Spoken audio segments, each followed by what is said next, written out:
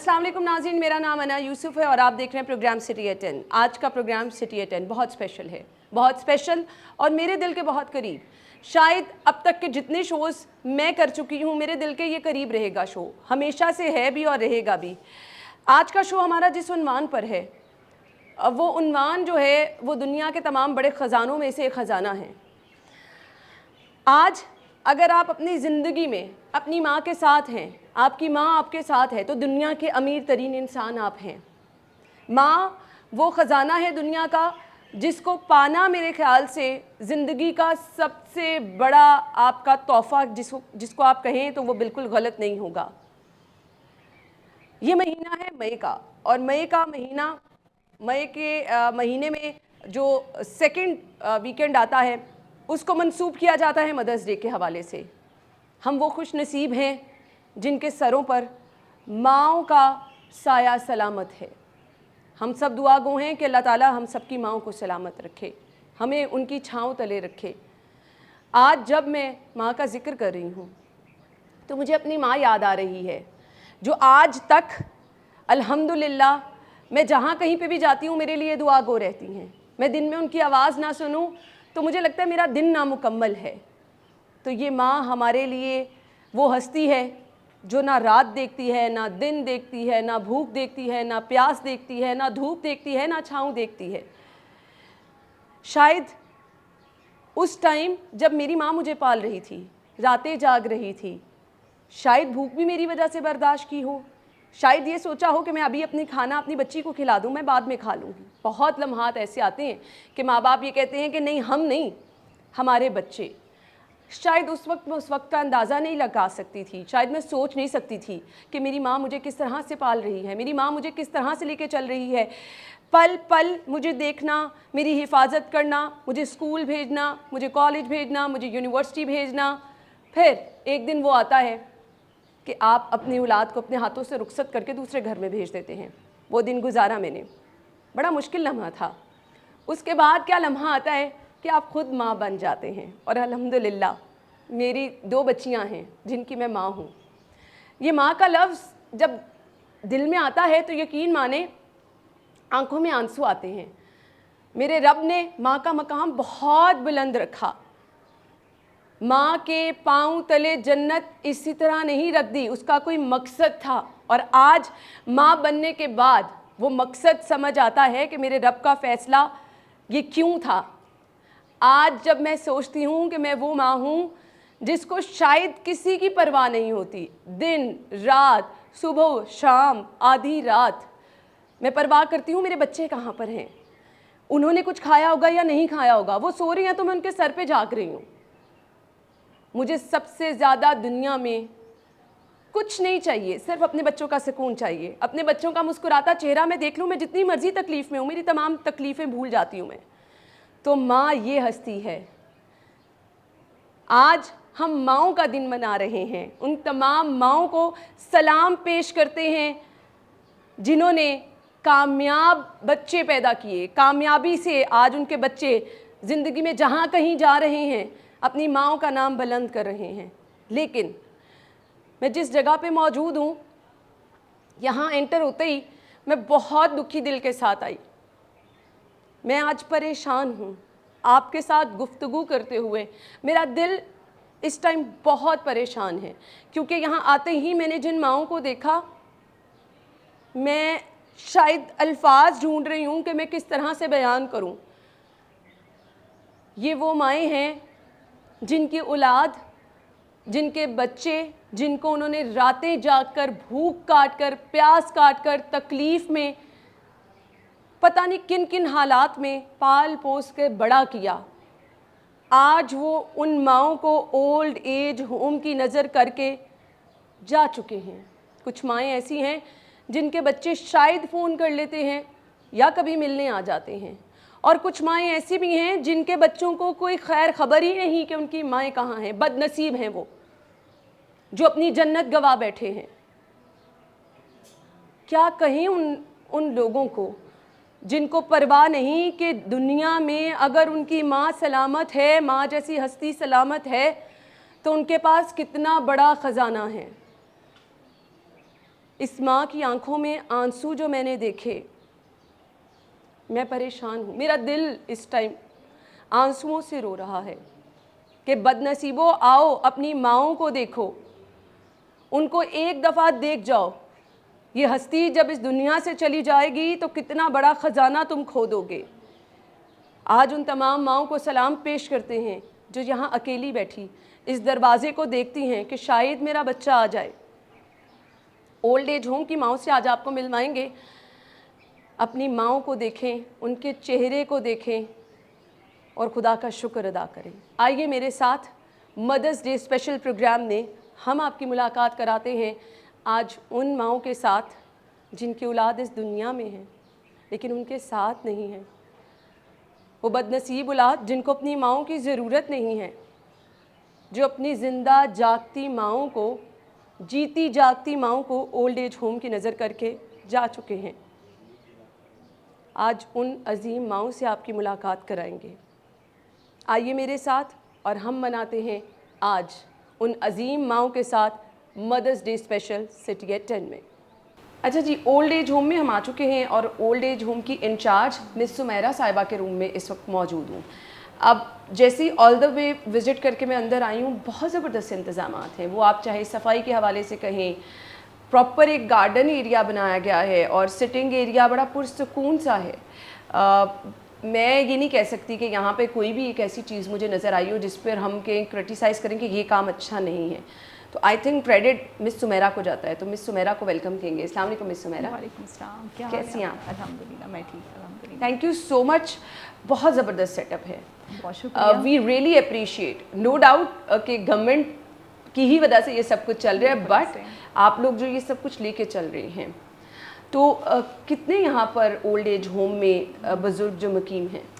मैं थोड़ा सा ना आपको ब्रीफ बता देती हूँ ओल्ड एज होम के बारे में। हमारा लाहौर का ये जो ओल्ड एज होम है ये बेसिकली स्टार्ट किया सोशल वेलफेयर डिपार्टमेंट ने 1976 से। Okay. Not in this building. इस बिल्डिंग में हम शिफ्ट हुए हैं 2016 में। ओके। कैपेसिटी हमारी वैसे तो 50 की है, but we have 43 residents now. उसमें मेल फीमेल दोनों हैं। फीमेल्स हमारी 17 हैं और मेल 26 हैं। ओके। ट्रांसजेंडर की ऑप्शन है, बट अभी किसी ने कांटेक्ट हमें नहीं किया कि वो यहाँ पे आके हमारी सर्विसेज को अवेल करना चाहें, तो दे कैन अवेल। लेकिन अभी क्या तरीक़ेकार है? आपके पास ऐसे रैंडमली कोई आता है और कहता है जी हमें हमारे बच्चों ने छोड़ दिया है, आप उसको रख लेते हैं? नहीं, थोड़ा सा प्रोसीजर है जो हमें फॉलो करना पड़ता है। लाइक SOPs है ना डिपार्टमेंट की तरफ से, बाकायदा हमें डायरेक्शंस हैं। दे आर वेरी ईजी, कोई इतने कॉम्प्लिकेटेड नहीं है। कोई भी person above 60 years of age, 2-3 conditions हैं। Means he should be physically and mentally fit, disability उनकी ना हो, कोई कंटीजियस डिजीज ना हो। Okay. And the person having with the ID card, national ID card हमारा हो, they can approach the office. यहाँ पे आते हैं तो सिंपल एक हैंड रिटन एप्लीकेशन हमें चाहिए होती है। उसमें वो अपनी बताएं brief why they want to get admission at this old age home. थोड़ा सा पेपर वर्क होता है उनकी सर्टिफिकेशन के हवाले से, उनके डॉक्यूमेंट्स, उनके रेफरेंसेस हम लेते हैं। फैमिली से समटाइम कांटेक्ट कर लेते हैं just to know about their background, वाकई जो बता रहे हैं वो ठीक है या नहीं है। Sometime we make home visits to verify the data. Okay. Simple उनका एडमिशन हम कर लेते हैं if we have the capacity. ठीक। तो क्या क्या फैसिलिटीज़ यहाँ पे प्रोवाइड की जाती हैं? देखें, this is a home for elders. जो घरों में फैसिलिटीज़ हैं वो हम सब यहाँ पे देते हैं। यानी उन्हें वाकई घर वाला माहौल दिया जाता है? घर वाला माहौल है। 3 टाइम मील्स हमारे ज़िम्मे हैं, मतलब नाश्ता है, दोपहर का खाना है, शाम का खाना है। वॉशिंग फैसिलिटीज़ हैं, वॉशिंग ऑफ क्लोथ्स, स्वीपर्स हैं, वो इनके रूम्स को साफ़ करने के लिए अवेलेबल हैं। लाइक इसी तरह उसको मेंटेन करना। सर्विसेज हम इनको इस तरह से कि like we have a setup of library in the female section and in male section as well. जो पढ़े लिखे हैं, पढ़ना चाहते हैं, न्यूज़पेपर उनके लिए हमने लगवाया हुआ है अगर वो इन टच रहना चाहते हैं with the current affairs. Like net की फैसिलिटी है, कॉमन रूम में टीवी है उनके पास, अगर वो उस लाइक मोबाइल के ऊपर वो अपना डाटा यूज़ कर सकते हैं। इनडोर छोटी मोटी रिक्रिएशनल फैसिलिटीज़, कैरम बोर्ड है, लूडो है, किसी का दिल करे वो खेलें। Means they are free to do anything what they want. Great. They can go outside the premises. एक हमने थोड़ी सी टाइमिंग सेट की हुई है कि आप शाम से पहले जिधर जाना है वहाँ पे आप मिल के वापस आ सकते हैं। And if their family members और relatives want to contact with them, they can come and meet with them. सही, अपना दिल कर रहा है अगर इनका कहीं बाहर जाने को तो ये लोग जा सकते हैं, अपने मार्केट जा सकते हैं अपनी मर्ज़ी से। नेशनल डे सेलिब्रेट किए जाते हैं, हम रिलीजियस डेज यहाँ पे सेलिब्रेट करते हैं, और इनके आउटडोर रिक्रिएशनल ट्रिप्स लेके जाते हैं टू पार्क्स लाइक छांगा मांगा हम लेके गए, गुलशन पार्क लेके गए, जलो पार्क लेके गए, सफारी ज़ू, लाइक छोटे बच्चों को जैसे हम एंटरटेन करते हैं। ईद वगैरह के जब स्पेशल इवेंट आते हैं इनको अपने बच्चों की तो याद आती होगी, तो मिलने आते हैं कोई? कुछ लोगों के आते हैं, कुछ लोग इंतज़ार करते हैं, बट दे डोंट कम। कभी भी नहीं होते? देखें, यहाँ पे जो हमारे पास रेजिडेंट्स हैं ना, इनकी लाइक सोशल प्रॉब्लम्स बहुत डिफरेंट हैं। अगर 43 रेजिडेंट्स हैं, it means they have 43 different stories why they have come here. कुछ ऐसे हैं कि जो लाइक अनमैरिड हैं, that is another issue. Some have death of spouse and they don't have kids, वो भी अकेले ही हैं, बहन भाई इतना ज़्यादा उनको नहीं सपोर्ट करते। कुछ ऐसे हैं दे हैव द किड्स।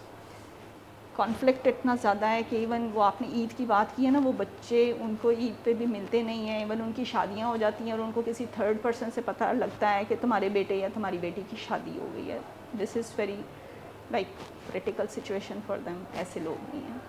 मैं आपके सामने देख रही हूँ, बड़ी सी स्क्रीन लगी है जिस पे आप बैठ के सब चीज़ें मॉनिटर कर रही हैं। डाइनिंग एरिया है, पार्क है, किचन प्रॉपर नज़र आ रहा है, वॉशिंग एरिया है, तो बड़ा अच्छा लग रहा है कि इतना ज़बरदस्त सेटअप लगाया हुआ है और ये तमाम फैसिलिटीज़ दी जा रही हैं। जी, खुश ज़िंदगी गुजारते हैं यहाँ पे लोग, मुतमईन हैं। देखें ना, हम इंडिविजुअल डिफरेंसेस हैं ना, वेरिएशंस हैं, और उनके प्रॉब्लम्स के इम्पैक्ट्स भी हैं। ठीक है, यहाँ पे एक लाइक जो मैं प्रॉब्लम भी समझती हूँ, हमारा इशू भी समझती हूँ कि they are going to live in a group. एक कमरे में आप इकट्ठे रह रहे हैं, but they have lack of bonding with their fellows. उसमें बहुत सारे फैक्टर्स हो सकते हैं। उनकी पर्सनालिटी ग्रोथ ही उस तरह से हुई है कि वो दूसरे के साथ एडजस्ट नहीं कर पाते। मीन्स अगर हम फैसिलिटीज़ को देखें तो हम पीछे नहीं हैं किसी से, but according to their adjustment and their personality ये वेरी करता है। किसी की अपने रूममेट्स के साथ नहीं बन रही, या लाइक इस एज के मसाइल भी तो ऐसे ही हैं ना। बिल्कुल, आई कैन अंडरस्टैंड। उनके हेल्थ इश्यूज ऐसे हैं, उनके like if any person is suffering from blood pressure type, उसको गर्मी ज़्यादा लगेगी, साथ वाले को पंखा नहीं चाहिए, and this person needs the fan.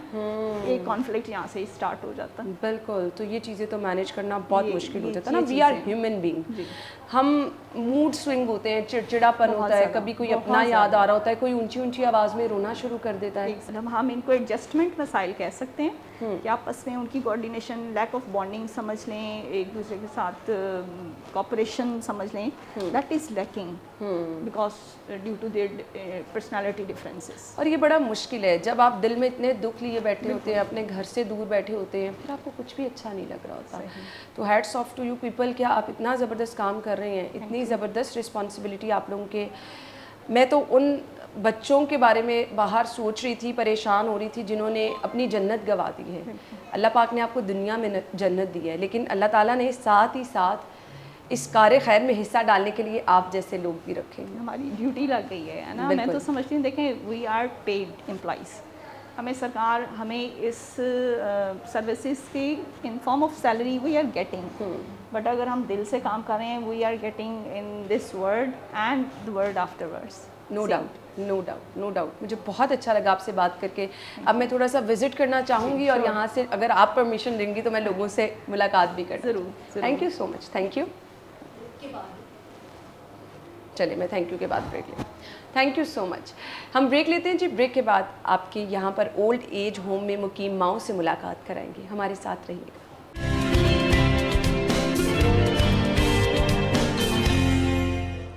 अच्छा जी, अब मैं आपकी मुलाकात कराने वाली हूँ ओल्ड एज होम में मौजूद उन अजीम माओं से। मेरे सामने एक डाइनिंग एरिया है, किचन है, और यहाँ पे वो रूम्स हैं जहाँ पर ये तमाम लोग जो हैं रहते हैं, इनको अपना घर समझ रहे हैं, अपने घर में बड़ी अच्छी ज़िंदगी गुजार रहे हैं। आइए मेरे साथ, हम इनसे बातचीत करते हैं। मुझे अल्फाज नहीं मिल रहे हैं कि मैं अपनी गुफ्तगू का आगाज़ कहाँ से करूँ। इस टाइम मेरे पास वो अजीम माएँ मौजूद हैं जिनके दिल अंदर से टूटे हुए हैं, जिनके पास दुख ही दुख हैं। इनकी गुफ्तगू सुन के मैं बहुत ज़्यादा परेशान हो गई हूँ। आपसे इनकी मैं बात कराती हूँ। अस्सलाम वालेकुम। वालेकुम अस्सलाम जी। कब से हैं यहाँ पे आप? जी मुझे 2.5 साल हो गए बेटा। किस तरह आई यहाँ पर? बेटा मियाँ की डेथ हो गई, बच्चों ने संभाला नहीं। कितने बच्चे? मेरे 2 बेटे 1 बेटी है। एक है वो खुद, उसका अपना घर नहीं है, मुझे कहाँ रखे। दूसरे बेटे के पास घर है? नहीं, वो भी किराए पे है, उसके 7-8 बच्चे हैं, वो मुझे कहाँ रखे। आजकल पता आपको बहुओं का, वो कहते हैं हम बच्चे संभालने का माई को संभालने। तो अल्लाह ने हमें बड़ा अच्छा और बड़ी अच्छी जगह दे दी और हम खुश। उसके बाद हमें यहाँ आके इतना अजीम तोहफ़ा मिला, इतना अजीम कि हम बता नहीं सकते। हमें हज की सादत मिली। किसने करवाया हज? हमें मरियम नवाज ने हज कराया। ये हमारा पैगाम उन तक पहुँचाइएगा। कब हज करवाया? ये 2 साल हो गए, ऐसे ही पे 2 साल हो गए। हम 12 लोग गए थे, 10 माइयाँ थी, हमारी मैडम थी और एक हमारे साथ लड़का था। वो पीछे तस्वीरें भी हैं, वो भी तस्वीरें हैं हमारी हज की। हम किसी चीज़ पे खुश होना, हमें ये दुनिया का अनमोल तोहफ़ा मिल गया जो कब्र में हमारे साथ जाएगा। ये दुनिया की चीज़ें तो यही रह जाए। बच्चों को याद करती हैं? बेटा जाहिर है क्या नहीं करता। याद तो याद होती है, याद को पर तो कोई पाबंदी नहीं है। कभी मिलने नहीं आते? नहीं आता एक, वो जिसका घर नहीं है, वो खुद भी घर है, वो मुझे क्या करना।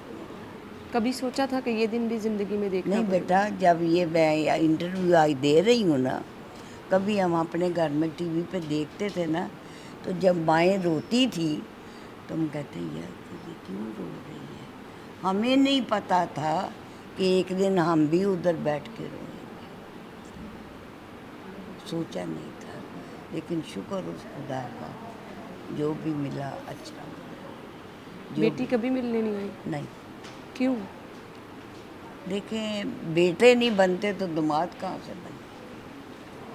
दामाद तो दामाद है ना, बेटियां पराई होती हैं, उन पे गिला नहीं। लेकिन माँ जैसी हस्ती तो दोबारा नहीं मिलती। बेटा वो एक मैं बात आपको भी आज कहती हूँ कि दुनिया की हर नेमत दुनिया में मिल जाती है। आप लाखों में, करोड़ों में, अरबों में भी हो जाएं, लेकिन माँ बाप को नहीं। ये 2 चीज़ें नहीं मिलती। सब कुछ मिल जाता है दुनिया में, हर चीज़ मिल जाती है, लेकिन ये अनमोल और बेलौस और आगे में क्या। वो लम्हात याद करती हैं जब अपनी औलाद को रात जाग कर पाला? बेटा वो कौन सी माँ है जो याद नहीं करती। वो कौन सी माँ है। माँ तो माँ है ना, बेशक बच्चे जो मर्जी हो जाए। हम यहाँ बैठे भी उनको तकलीफ़ हो तब में भी होती। ये माएँ कह रही हैं कि चाहे इनके बच्चे इनको मिलने आते हैं या नहीं आते, लेकिन बच्चों की तकलीफ़ ये यहाँ बैठ के महसूस करती हैं। एक और माँ हमारे साथ मौजूद हैं, उनसे हम गुफ्तगू करेंगे। इन रोती आँखों को देख के मेरे पास अल्फाज कम पड़ते चले जा रहे हैं। मुझे समझ नहीं आ रहा मैं क्या पूछूं, क्या बात करूं। मेरे पास अल्फाज नहीं हैं। ये दुनिया की अजीम हस्तियां जिनको हम माँ कहते हैं, आज अपनी आँखों में आंसू लिए बैठे हैं। आज उस बड़े दिन जब हम अपने माँओं का दिन मना रहे हैं, ये वो माएँ हैं जिनकी औलाद उनसे दूर है। अस्सलाम वालेकुम। कब से आप यहाँ पर? बेटा मैं तो 4 साल से हूँ। कितने बच्चे हैं आपके? मेरे बच्चे 5 बेटे हैं मेरे। 2 मेरे गुम हुए हैं, वो उनका भी दुख लिए बैठी हूँ।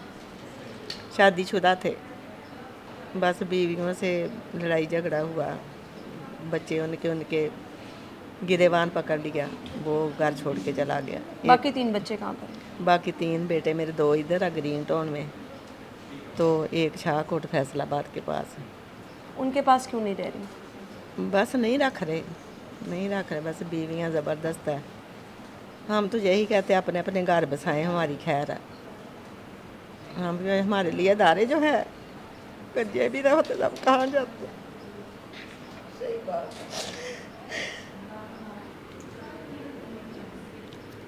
मसला रखें आप। मुझे बता, पे भी नहीं कभी कोई आया, मिलने नहीं आया कोई, इस पे भी कभी आया। कभी भी कोई मिलने नहीं आया? फ़ोन पे बात करते हैं? कभी नहीं। बेटी कोई नहीं आपकी? 5 बेटे हैं? बेटी भी है, एक बेटी भी है। कहाँ वो- होती है? वो इधर ही है ग्रीन टाउन में, उसके 5 बच्चे हैं।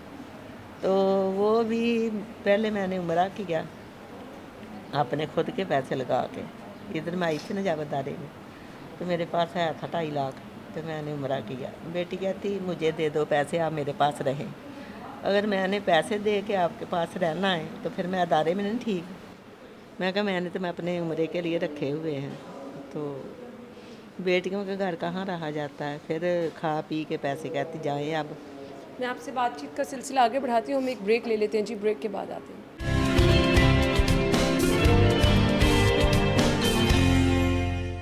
Welcome back. Mother's Day special में आपको एक बार फिर से खुशामदीद कहेंगे। मुझे कहना अच्छा नहीं लग रहा, माँ को कभी दुखी नहीं होना चाहिए, माँ की आंखों में आंसू नहीं होना चाहिए। माँ की आंखों में आंसू आने से पहले उसकी औलाद को पता नहीं क्या क्या कुछ कर गुजरना चाहिए, लेकिन ये आंखों में आंसू लिए अपनी औलाद के मुंतज़र हैं। 5 बेटों की माँ इस टाइम आंखों में आंसू लिए बैठी है।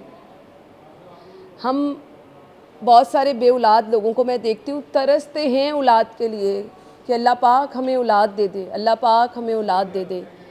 ये 5 बेटों की माँ रोती नज़र आ रही है। इसके 5 बेटे भी आज इसको सहारा देने को तैयार नहीं हैं। तो वो लोग जो कि दुआएं मांगते हैं, तरसते हैं कि अल्लाह पाक उनकी गोद में औलाद डाल दे। ये रातें जागी, इन्होंने 5 बच्चों को अपने पाला। कभी ये पता था कि मेरे साथ ये हो जाएगा? नहीं, शोहर भी नहीं है, शोहर भी फोत हो गया। शोहर होता फिर क्या बात थी। फिर हम- कितनी मुश्किलात देखी बच्चों को बहुत पालने ज़्यादा, में। बहुत ज़्यादा, बहुत ज़्यादा। 10 साल हो गए मेरे शोहर को फोत हुए। एक बार भी इन्होंने नहीं पूछा अम्मी हमारे पास रहा, हम बारी बारी आपको संभाल लेते हैं, महीना एक के पास, महीना एक के पास, महीना एक के पास। तो फिर भी मैंने मान जाना था, नहीं पूछा। आपको इधर कौन लेकर आया? मेरी एक दोस्त थी, वो मेरी बेटी बनी हुई थी। मुझे तो दारे का भी नहीं पता था ये दारा कहाँ है, ना कभी देखे थे दारे। वो लेके आई, कहती आंटी आए आप, मैं आपको दाखिल करवा के आऊँ। वो इधर मुझे छोड़ के गई। मैं उसका शुक्रिया अदा करती हूँ कि उसने मुझे अच्छी जगह पे चलो दाखिल करवाया। हमें सारा कुछ मिलता है, खाना मिलता है, 3 टाइम का रोटी कपड़ा सब कुछ मिलता है। तो अल्लाह का शुक्र है। अगर अदारा भी ना होता तो फिर हम कहाँ जाते हैं। मेरे पास अल्फाज नहीं है, क्योंकि मैं जब अपनी माँ का नाम लेती हूँ, मैं जब पूरे दिन में अपनी माँ की आवाज़ नहीं सुन लेती, मुझे ऐसे लगता है मेरा दिन मुकम्मल नहीं हुआ। ईद, शबरात, कितने त्यौहार आते हैं, आते हैं गुज़र जाते हैं। आप इस 4 दीवारी में ही रहती हैं? जी, मैं कभी नहीं कहीं गई।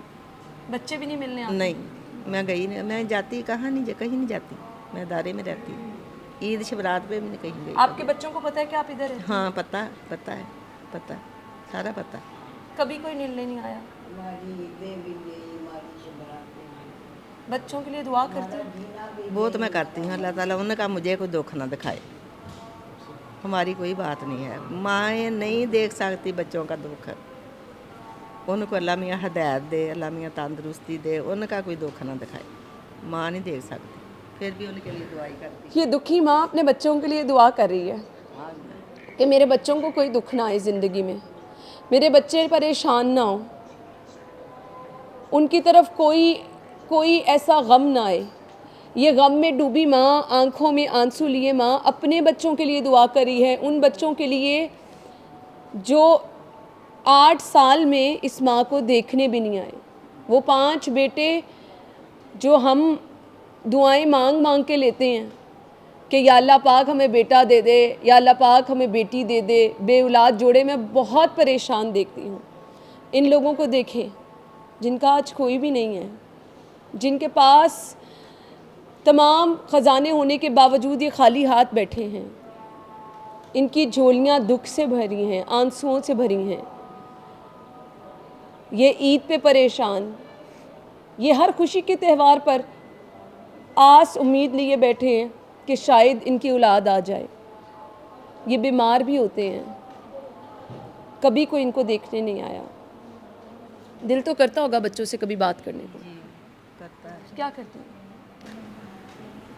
करती हूँ, किसी टाइम करती हूँ। फिर मैंने जब उम्रा करने जाना था ना, फिर मैं अपने इधर मेरे बेटे हैं 2 ग्रीन टाउन में, मैं उनके घर गई तो उनको फिर भी मिलने गई, उन्होंने मुझे पूछा तक नहीं, फिर मैं आ गई वापस। फिर जब मैं उम्रा करके आई फिर मैं उनको मिलने गई, उन्होंने ये नहीं कहा बैठ जाए, इधर आ जाए, इधर नहीं, मैं उठ के आ गई।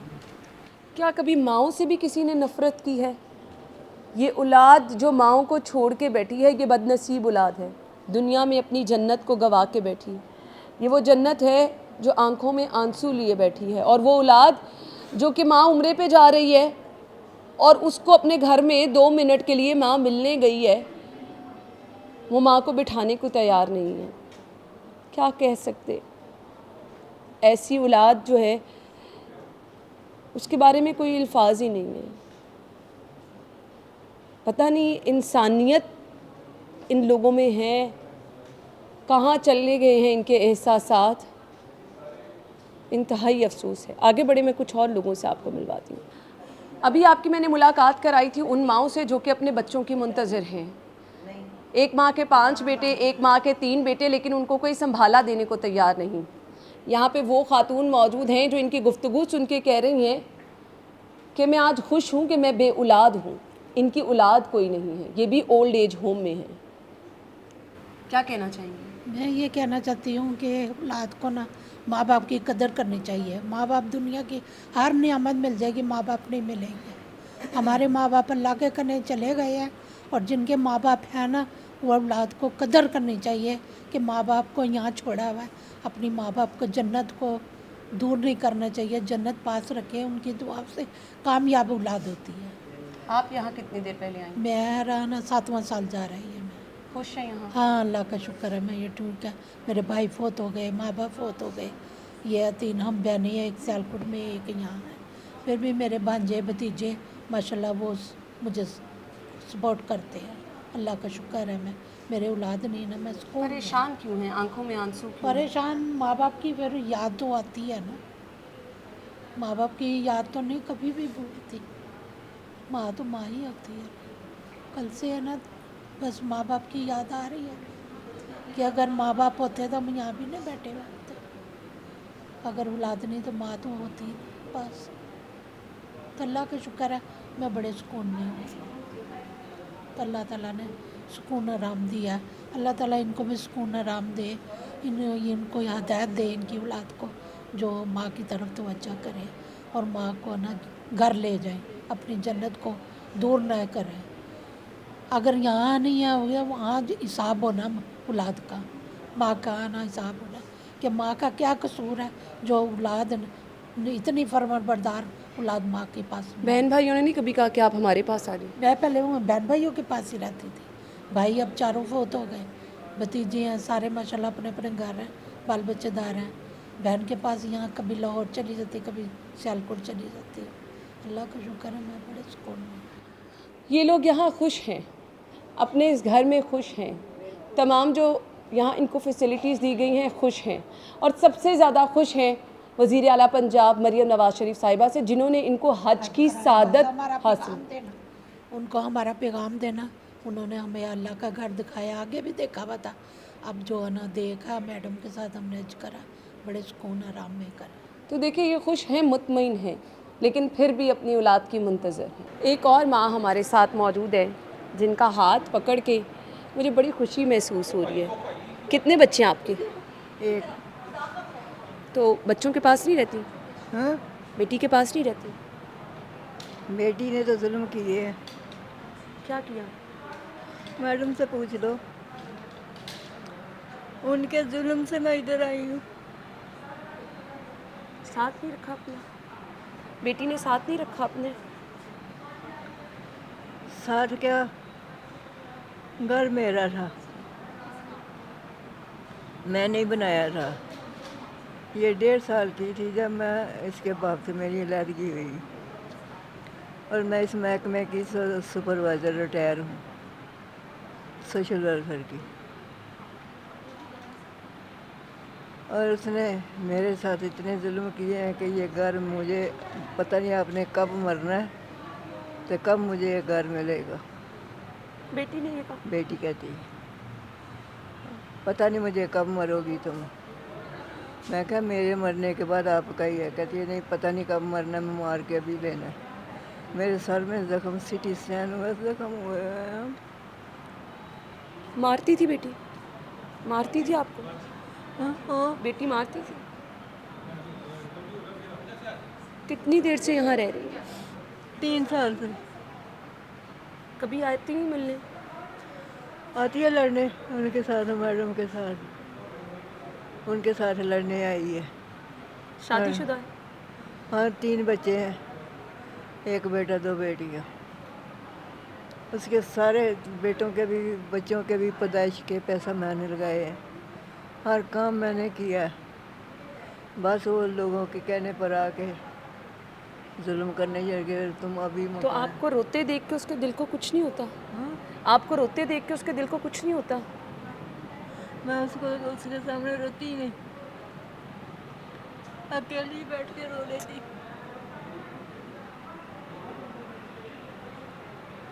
अकेली बैठ के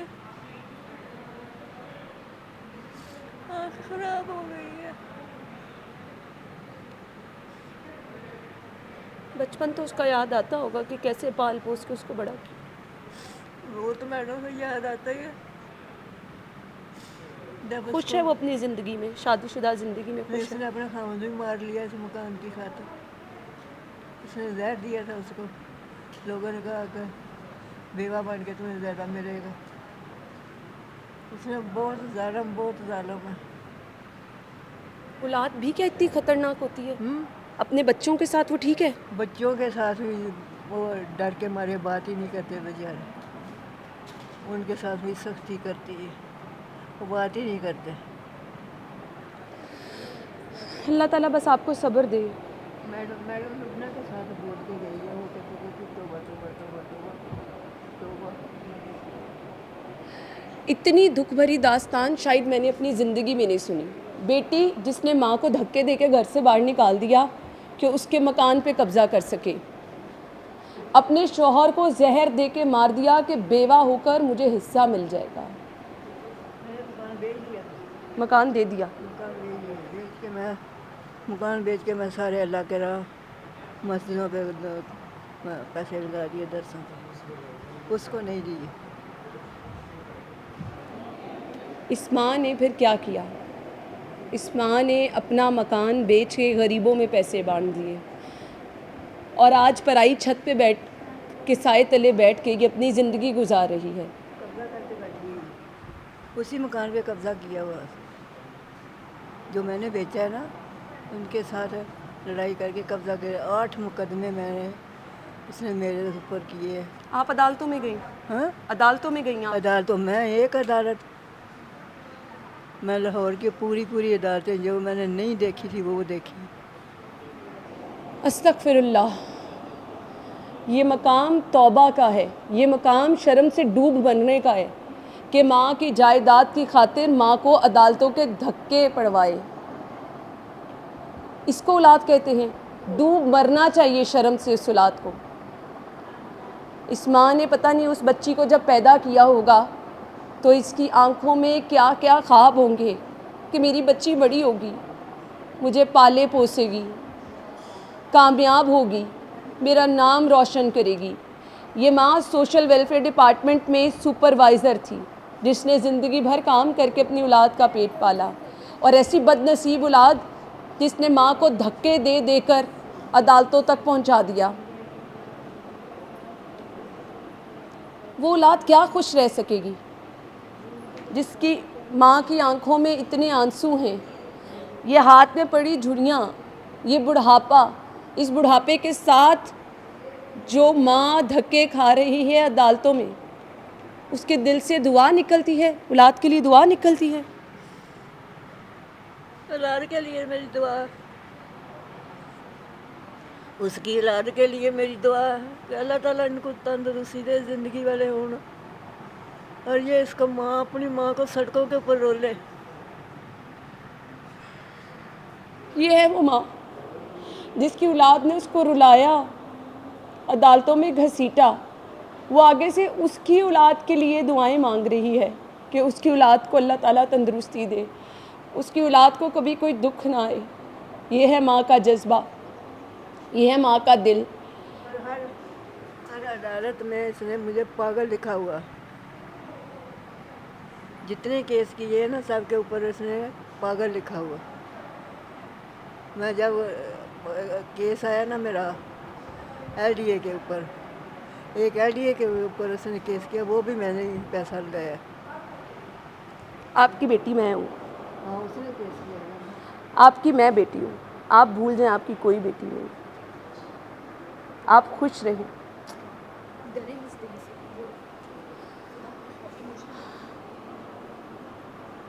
मैं यहाँ जैसे जैसे चल रही हूँ, जैसे जैसे सबकी स्टोरीज सुन रही हूँ, मेरा दिल परेशान होता चला जा रहा है। मैं दिन रात जाग कर मैं भी काम करती हूँ, अपने बच्चों को पाल रही हूँ। मुझे नहीं पता कि पता नहीं आने वाले टाइम क्या है। जब एलडीए का केस जज आया, मुझे बुलाया, बात करने के लिए तो आपको बुलाया, बात करो। मैं ये सबसे पहले मुझे ये बताओ कि जो आपके आगे एक फाइल पड़ी है, इसके ऊपर क्या लिखा हुआ।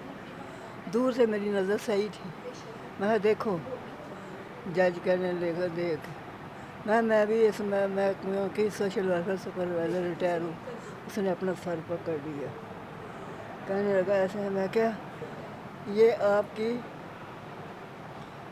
कितने एक एक केस के ऊपर केस ख़त्म हो सकता है, दूसरी तो हो सकता है, तीसरी।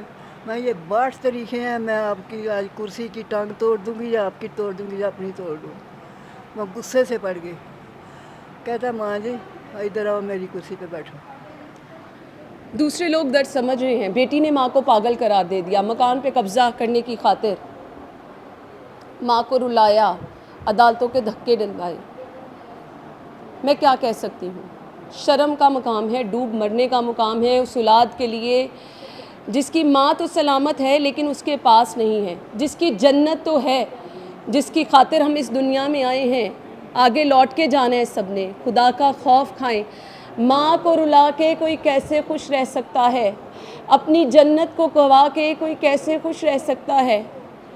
सलामत है तुम्हारी माँ, आ जाओ, आज इससे माफ़ी मांग लो। ये दिल से तमाम बातें भूल जाएगी, ये तुम्हें गले से लगा लेगी।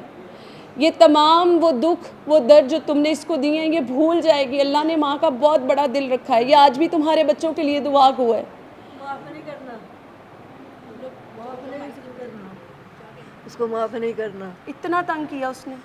मैंने जाके हज पे गई हूँ, मैं जाके खाना काबा को चूम के मैं क्या, या अल्लाह, मैं इसके मियाँ को माफ़ किया, इसने करवाया। इसके बच्चे जो हैं वो मासूम हैं, इसको मैं मैशर के मैदान में मैंने माफ़ नहीं करना। अगर एक माँ ये कहने पे मजबूर हो गई है कि रोज़े हशर में इसको माफ़ नहीं करूँगी, तो कितनी तकलीफ़ में है वो माँ। मैं क्या कहूँ उस औलाद को। डूब मरने का मकाम है जिसकी माँ बैठ के रो रही है, अपनी औलाद के हाथों परेशान है। मेरे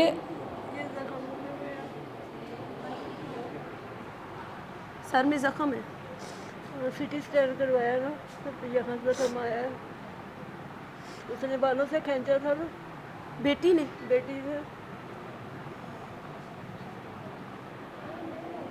बेटी ने बालों से खींचा, सिटी स्कैन कराया। इससे बड़ा दुख क्या किसी का हो सकता है। माँ 9 महीने औलाद को पेट में रख के, तकलीफ़ बर्दाश्त करके, पल पल जाग के अपनी औलाद को पाल के आज उस औलाद से कितनी दुखी है ये माँ।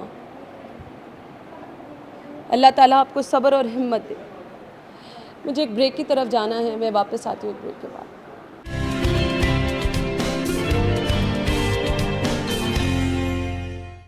नाज़रीन, मेरा दिल बहुत दुखी है, मैं बहुत परेशान हूँ। इन माँओं से गुफ्तगू करने के 1 घंटे बाद अब मैं यहाँ बैठी हूँ और प्रोग्राम वाइंड अप करने आई हूँ। मैं इस कदर परेशान हूँ कि पल पल मेरे कानों में वो रोना गूंज रहा है। वो अभी भी माँ मेरे सामने बैठी अपने आंसू पोंछ रही है। 1 घंटा हो गया, उसके आंसू थमने पे नहीं आए। एक माँ दरवाज़े के सामने बैठी अपनी औलाद के मुंतज़िर है। मैं यहाँ आई थी मदर्स डे का स्पेशल शो करने के लिए, लेकिन मैं बड़े दुखी और भारी दिल के साथ यहाँ से जा रही हूँ। मैं अल्लाह पाक का जितना शुक्र अदा करूँ उतना कम है कि मेरी माँ सलामत है। मैं अपनी माँ से मोहब्बत करती हूँ, लेकिन आज मुझे इन माँओं से बहुत ज़्यादा मोहब्बत हो रही है। इनके जज्बात देखकर मेरा दिल इस वक्त रो रहा है। मैं उन लोगों को झिंझोड़ना चाहती हूँ। मेरा दिल करता है मैं उन लोगों को जाकर पकड़ के लेकर आऊँ और दिखाऊँ, उनको कहूँ देखो अपनी माँओं को, देखो अपनी जन्नत को कि वो रो रही हैं। ये कौन लोग हैं जिनके अंदर ना तो इंसानियत है, सफाकियत है। ये तो इंसान कहलाने के लायक नहीं है। इन लोगों को शर्म आनी चाहिए। डूब मरने का मकाम है कि अपनी औलाद होते हुए, अपना घर बार होते हुए, अपनी छत होते हुए ये माएँ किसी और छत के नीचे आके रह रही हैं।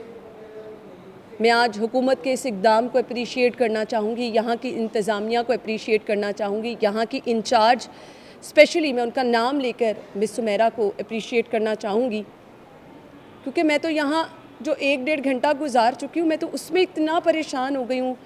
तो जो पल पल इन माँओं की आंखों में आंसू देखती हैं, जो इनके खाने पीने का ख्याल रखती हैं, जो इनको धुले हुए कपड़े प्रोवाइड कर रही हैं, जो इनकी दवाई का ख्याल रखती हैं, ये इनकी माएँ नहीं हैं, माँ से ज़्यादा ये इनको मोहब्बत दे रही हैं। तो इनकी औलाद के लिए मेरा ये पैगाम है, आज के दिन, ख़ास तौर पर मदर्स डे के दिन, ये जन्नत है जिनको आपने गंवा दिया। तो इस दुनिया में आपको भी जन्नत नहीं मिलेगी। इस दुनिया में आप भी परेशान रहेंगे और भटकेंगे।